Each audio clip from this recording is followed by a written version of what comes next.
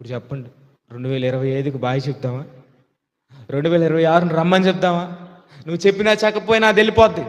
నువ్వు రమ్మన్నా రమ్మనకపోయినా అది వచ్చేస్తుంది. అయితే నీ బ్రతుకులో మార్పు ఎక్కడా?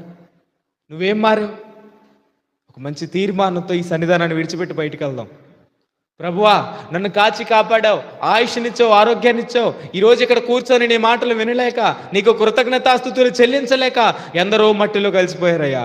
ఎందరో అనారోగ్య బారిన పడిపోయి ఈరోజు మంచం మీద నుంచి నీ దగ్గరికి రాలేక ఉన్నారయ్యా. కానీ నాకు ఆ స్థితిని ఇవ్వలేదు తండ్రి. నువ్వు నీ కృపలో నన్ను భద్రపరిచావు, నీ కృపలో నన్ను కాపాడావు, ఆయుష్నిచ్చావు, ఆరోగ్యాన్నిచ్చావు. కానీ నేను తప్పు చేశాను తండ్రి, నన్ను క్షమించు. నన్ను తప్పు చేసి నీకు దూరం అయిపోయాను తండ్రి, నీకు ఇష్టం లేని పనులు చేశాను తండ్రి. నా కోసం ఈ ఒక్కసారికి నన్ను క్షమించి ఈ నూతన సంవత్సరంలో మరలా నీ కోసం నూతనంగా బ్రతకటానికి నాకు ఒక అవకాశం ఇవ్వవా? రేపటిదాకా నన్ను బతికించవా? ఈ సంవత్సరాంతరం వరకు నన్ను కాపాడవా? నీ కోసం పనిచేస్తానయ్యా అని ఒక తీర్మానాన్ని, మంచి తీర్మానంతో ఈ సన్నిధానాన్ని విడిచిపెట్టి మనందరం వెళ్దాం.